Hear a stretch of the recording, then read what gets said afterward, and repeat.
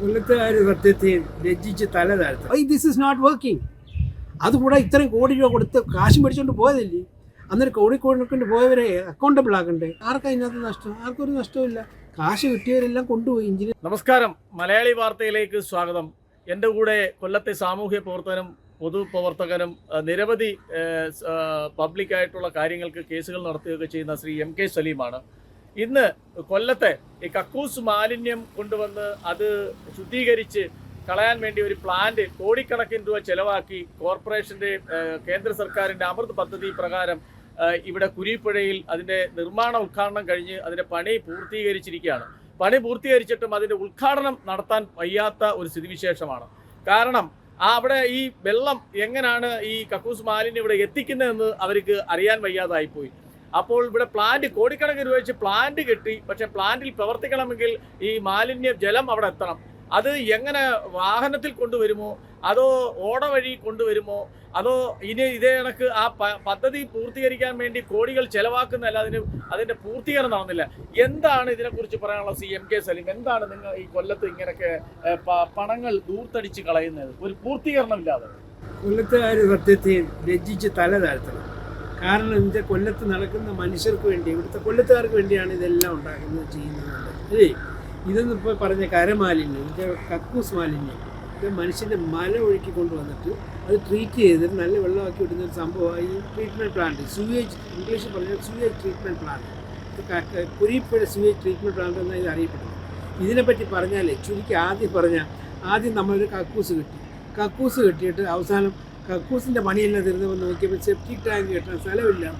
എന്തായി ആ കണ്ടീഷനാണ് ഇവിടെ.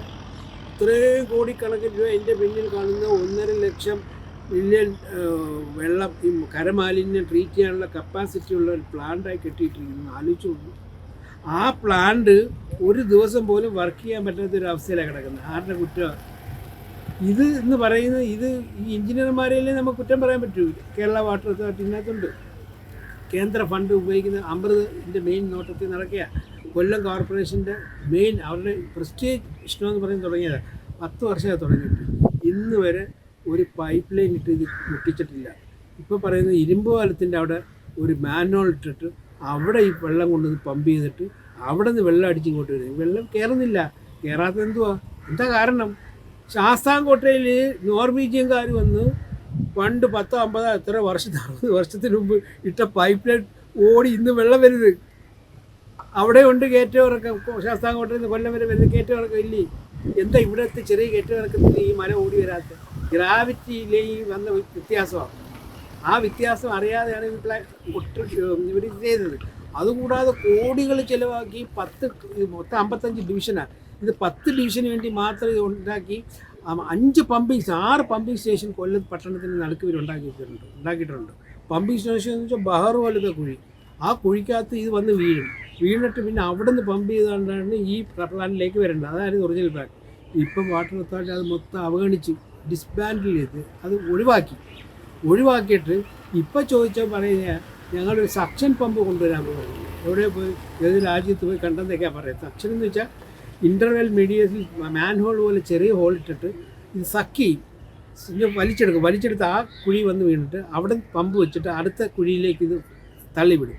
അങ്ങനെ തള്ളിയിട്ട് വന്നാൽ ആ മുക്കി വന്നാലും ഇങ്ങോട്ട് പൈപ്പ് ലൈൻ ഇല്ല. ഇരുമ്പ് പാലത്തിൻ്റെ അവിടെ മാൻഹോൾ ഇല്ല. അവിടെ മാൻഹോൾ വന്നാൽ ആ തീട്ടവെള്ളം വന്ന് അതിനകത്ത് വീഴത്തോളൂ. അപ്പോൾ അവിടെ ഇത് ഏത് കാലത്ത് ചെയ്യും? ആരോട് ചെയ്യും? എത്ര കോടി രൂപ ഇതിനു വേണ്ടി ചിലവാക്കി?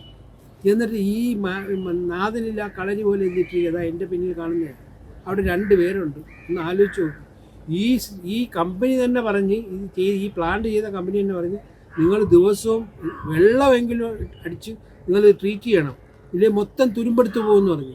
ഇപ്പം ഞങ്ങൾ അകത്ത് കയറി ചോദിച്ചു, അപ്പം വല്ലപ്പോഴൊക്കെ ഒന്ന് ട്രീറ്റ് ചെയ്യുന്നു. എവിടെ നിന്ന് വെള്ളം? അത് ഞങ്ങളിവിടെ ബോർവെൽ വെച്ചടിക്കും.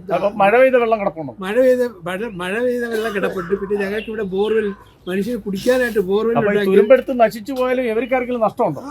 ആർക്കാണ്? ഇപ്പം തന്നെ ഇത്രയും കോടി രൂപ ചിലവാക്കിയിട്ട് ഇവിടെ ഇതിങ്ങനെ ഇട്ടിട്ട് ഈ ട്രീറ്റ്മെൻറ്റ് പ്ലാന്റ് ഇങ്ങനെ കണ്ടു നോക്കി എന്ത് വലിയ പ്ലാന്റാണ്. അപ്പോൾ എന്നിട്ട് ആർക്കാ ഇതിനകത്ത് നഷ്ടം? ആർക്കൊരു നഷ്ടമില്ല.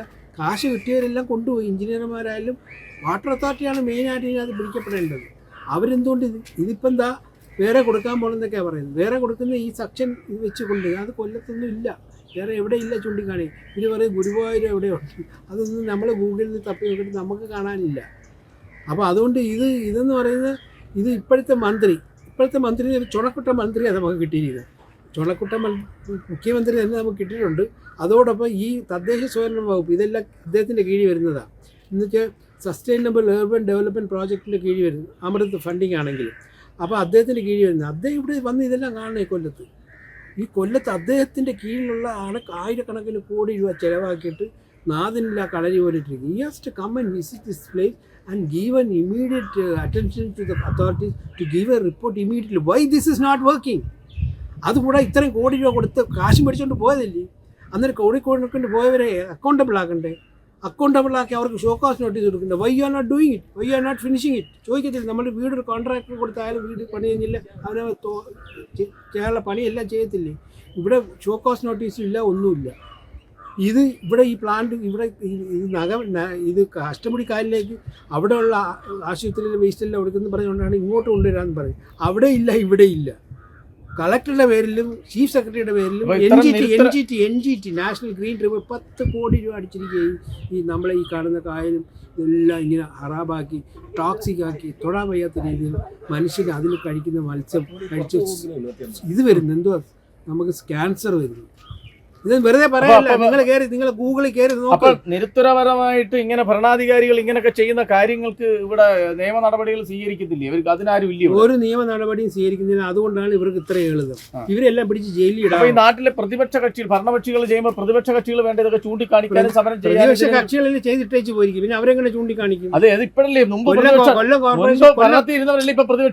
കോർപ്പറേഷൻ ഭരിച്ചത് 25 വർഷം പ്രതിപക്ഷ LDF അല്ല. ഇപ്പൊ ഭരണത്തിൽ കയറിയവർക്ക് ഭരണത്തിൽ കയറി അവർ ഞങ്ങളൊന്നും ഇരുന്നതല്ലേ ഉള്ളൂ. അതിനാണ് 4 മാസം ആയല്ലോ. അത് തന്നെ, അതുകൊണ്ടാണ് നമ്മളെ പോലുള്ളവർ വന്ന് ഇത് പറയുന്നത്. കേൾക്കട്ടെ, മന്ത്രി വന്ന് ഇത് കാണണം. 300-400 കോടി, മറ്റേ 600 കോടി എന്നൊക്കെ പറയുന്നത്. സബ്ജക്റ്റ് കറക്ഷൻ നിങ്ങൾക്ക് എല്ലാവർക്കും എടുത്ത് വെച്ച് നോക്കാം. നമ്മളും എല്ലാം ഗൂഗിളിൽ തപ്പി തന്നെ ഇത് നോക്കുന്നത്. ഇന്ത്യയുടെ പ്രധാനമന്ത്രി ആരാന്ന് ചോദിച്ചാൽ ഗൂഗിളിൽ തപ്പിയാണ് നോക്കുന്നത് പേര് പറയാൻ. അതേപോലെ ഗൂഗിളിൽ ഇതെല്ലാം ഉണ്ട്. കുരിപ്പുഴ സ്യൂവേജ് പ്ലാന്റ് അടിച്ചു നോക്ക്, നിങ്ങൾക്ക് കിട്ടും. ഇതെല്ലാം അഷ്ടമുടിക്കായലിൻ്റെ ട്രീറ്റ്മെൻറ്റ് പ്ലാന്റിനെ പറ്റി അടിച്ചു നോക്കുക, എല്ലാം കിട്ടും. കൊല്ലത്തെ കോർപ്പറേഷന്റെ മുൻ ഭരണസമിതി, ഇടതുപക്ഷ സർക്കാരിന്റെ ഭരണസമിതിയായിരുന്നു. അവരാണ് ഇത്തരത്തിൽ ഉദാസീനതയായിട്ട് കോടിക്കണക്കിന് രൂപ ചെലവാക്കി പ്ലാന്റ് പണിഞ്ഞിട്ട് അതെങ്ങനെ പ്രവർത്തിക്കണം, അത് ഏത് രീതിയിൽ പ്രവർത്തിക്കണം എന്നുള്ള രീതിയിൽ ഇവിടെ പൂട്ടിയിട്ടിരിക്കുന്ന കാഴ്ചയാണ് നമുക്ക് കാണാൻ. എന്തായാലും കോടികൾ രൂപയാണ് കൊല്ലത്തെ ജനതയ്ക്ക് വേണ്ടി നഷ്ടമുണ്ടായിരിക്കുന്നത്, വെള്ളത്തിലായിരിക്കുന്നത്. എന്തായാലും അതിനൊരു മാറ്റം ഉണ്ടാവട്ടെ. ഇതിനൊക്കെ എന്തായാലും മുൻപ് പ്രതിപക്ഷമായിരുന്ന കോൺഗ്രസ്സാണ് ഇപ്പോൾ ഭരണത്തിലിരിക്കുന്നത്. ഈ ഭരണത്തിൽ വരുമ്പോഴെങ്കിലും അന്ന് ഭരണത്തിലിരുന്നവർ ചെയ്ത പ്രവർത്തികൾ എന്താണ്, ജനങ്ങൾക്ക് ഗുണകരമായോ അതോ ജനങ്ങളുടെ നികുതിപ്പണം ഇതേണക്ക് നഷ്ടപ്പെടുത്തിയതാണോ? എന്തായാലും അതിന് അന്വേഷണം നടത്തി അതിന് വേണ്ടുന്ന കാര്യങ്ങൾ ജനങ്ങൾക്ക് ഉപകാരമാകുന്ന രീതിയിൽ തന്നെ പ്ലാന്റ് പ്രവർത്തന യോഗ്യമാക്കി എടുക്കട്ടെ പുതിയ ഭരണസമിതിക്കാർ. ഉദാസീന വിട്ട് ഇത്തരത്തിൽ അവർ ഏത് കാര്യങ്ങൾക്കും കോടിക്കണക്കിന് രൂപ ഒപ്പിട്ട് കൊടുത്ത് പദ്ധതി തുടങ്ങി വെച്ചുക, നിർമ്മാണ ഉദ്ഘാടനം കഴിഞ്ഞ് കൂട്ടിക്കെട്ടുന്ന ഒരവസ്ഥയാണ്. അതിൻ്റെ പദ്ധതി പൂർത്തീകരിച്ച് ഉദ്ഘാടനം നടത്തി ജനങ്ങൾക്ക് ഉപകാരപ്പെടുന്ന രീതിയിൽ ആകട്ടെ, അതിനു വേണ്ടുന്ന കാര്യങ്ങൾ ചെയ്യട്ടെ. മലയാളി വാർത്ത, രാമഭദ്രൻ.